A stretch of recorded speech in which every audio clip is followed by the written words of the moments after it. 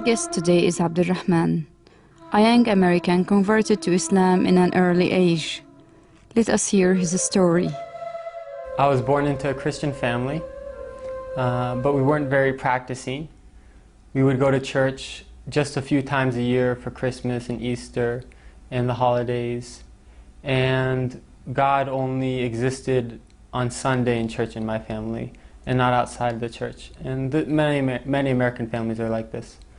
I've always been a very logical thinker, and when I was about 11 or 12 years old and I started thinking for myself, I asked myself, does God exist?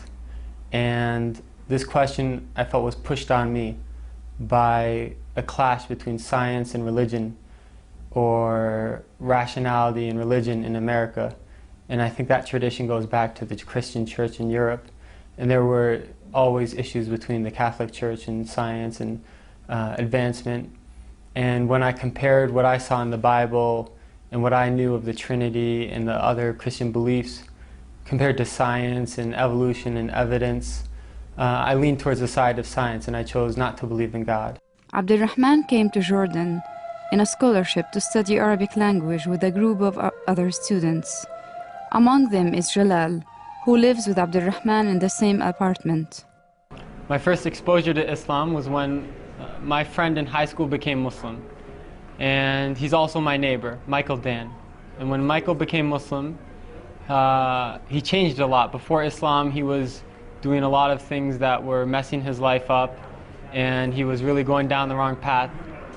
And he became Muslim, and when he was only 15, and he changed, and he left a lot of the things he was doing, he picked up a lot of good habits. And I asked him, what forced you to change? What made you change and become like this? And he explained that he's Muslim now. And at that time, this was before September 11th, people in America really didn't know a lot about Islam, and even today they don't know a lot. And I asked him, what is Islam? Who are Muslims? And he explained to me about Muslims, and I was surprised that Islam is very close to Christianity and Judaism.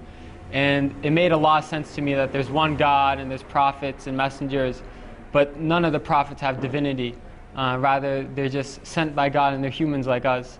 And I didn't really want to become Muslim at that time, but it just made sense to me logically.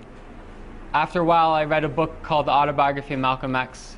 And in that book, I really appreciated the image that Malcolm X presented of Muslims, and I wanted to become Muslim after that, because I saw in Islam a solution to racism and a lot of other problems in America. But I didn't believe in God. However, I read a passage where Malcolm X said, if you take one step towards God, he takes two towards you. So I left eating pork, and I left some of the things that are prohibited in Islam with the intention that God guide me. And I learned more and more about Islam, and I was surprised that the more I asked questions, the more answers I found, and the answers always made sense to me. And I read about the miracles of the Quran, scientific miracles of the Quran. And they're many. I got to know Abdulrahman through a program funded by the State Department called the Critical Language Scholarship, in which we spent 2 months studying in an Arabic country, and it happens to be Amman, Jordan this year. And so this is where I got to know Abdulrahman first. I actually first met him at an orientation that we had in Washington, D.C. Several things that I think are very special about Abdulrahman was that, number one, he converted to Islam, but he converted with a knowledge of Islam. He's not a convert that doesn't know anything about Islam. He's one that's serious about studying Arabic. He recites the Quran on a regular basis.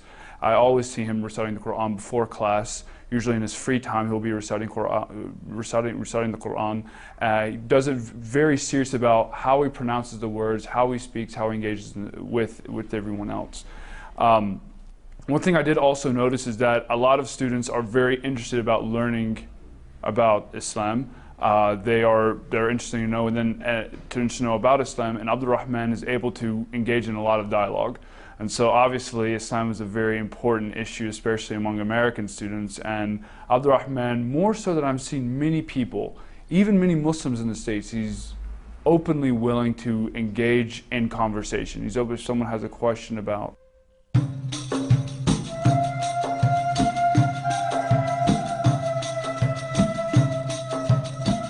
We are now with Abdulrahman in Aker Center. where he takes intensive courses in Arabic language.